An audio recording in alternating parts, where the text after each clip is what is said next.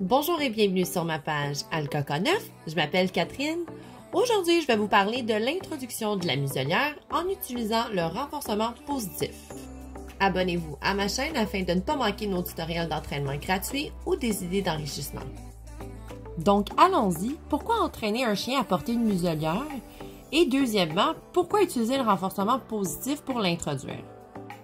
On a un merveilleux berger australien ici qui est très réactif avec les gens, puis a un antécédent ou plutôt des antécédents de morsure. Comme pour la majorité des cas, le port de la muselière est pour assurer la sécurité de tous. Puisqu'il a un côté aussi de réactivité envers les étrangers, il va avoir une combinaison d'entraînement de muselière et de réactivité. Parce que oui, la muselière est un excellent outil, mais ça reste que ça, un outil. On doit vraiment aller à la base du problème et arranger le tout. Il est important de connaître ces éléments déclencheurs et travailler sur les associations qui ont été créées dans le passé. La muselière est vraiment un bel outil préventif au cas où qu'on a des réactions négatives.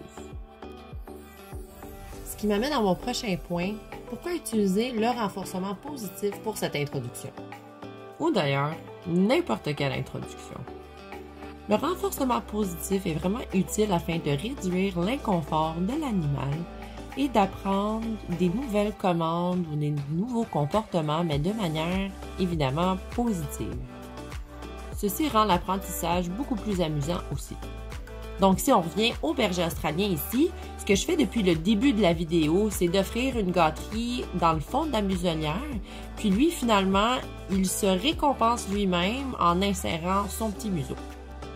Puisque c'est une introduction et je veux que ça soit positif et graduel, je vais simplement offrir une gâterie à l'intérieur de la muselière sans ajouter de pression.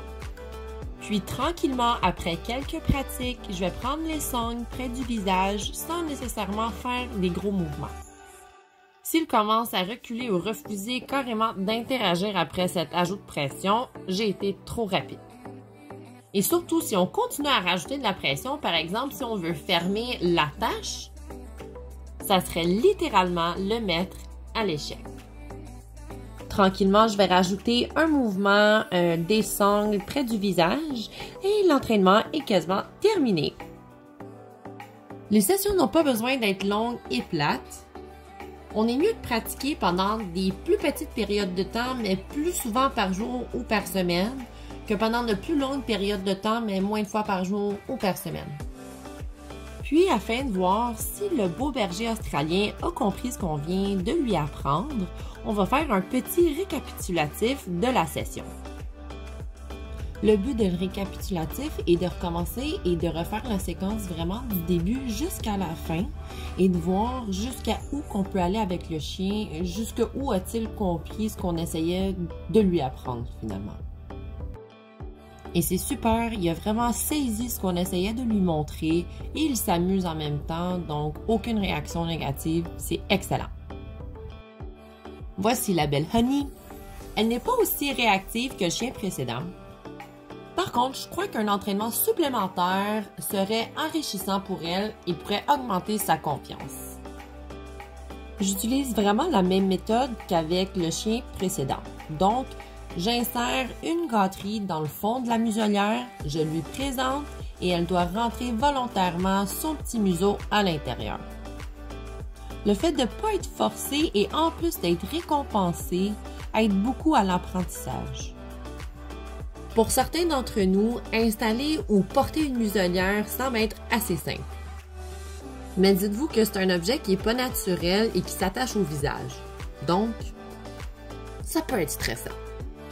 Et c'est pour cette raison que nous utilisons le renforcement positif. Dans ce cas-ci, j'utilise un morceau de fromage, je l'installe à l'intérieur et elle choisit de rentrer son museau. Afin de créer du temps à l'intérieur de la muselière, j'aime utiliser une gâterie qu'on peut gruger, par exemple, comme un long morceau de fromage.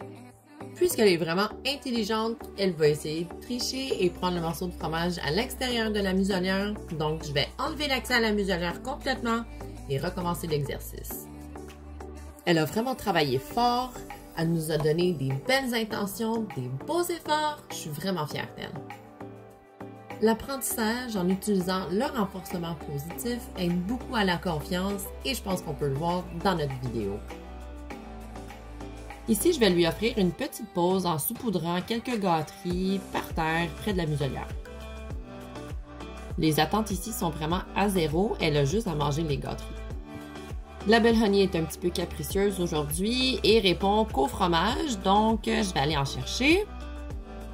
Et la voici, petite impatiente, qui demande clairement son morceau de fromage immédiatement. Et afin de ne pas récompenser ce comportement, j'aurais dû récompenser ce assis, mais j'ai pas été assez rapide car j'ouvrais le morceau de fromage. Donc, elle va recommencer à me sauter dessus et dès qu'elle va me redonner un assis, je vais m'assurer de la récompenser. Le sautillage est un comportement qui est typiquement chiot. Afin de l'aider, je vais récompenser que lorsqu'elle me donne des assis ou qu'elle a les 4 pattes par terre. Maintenant, je fais une petite session de la muselière lorsque je suis debout, puisque tantôt j'étais assise et je veux être certaine qu'elle a compris. À ce moment particulier, je pense que la sangle, moi qui étais un peu penchée sur elle, la muselière, c'était un petit peu trop de pression, donc elle a reculé. On a pris une petite pause, on recommence et elle me laisse faire. Elle est beaucoup plus à l'aise puisqu'on a pris notre temps, on est en train de récompenser, il n'y a aucune pression, il n'y a aucune négativité, c'est vraiment amusant, c'est un petit jeu. Elle a fait un effort exceptionnel. Cliquez sur le petit pouce si vous pensez que les chiens ont bien travaillé et abonnez-vous à notre page afin de ne pas manquer nos tutoriels d'entraînement gratuits et nos idées d'enrichissement. À la prochaine!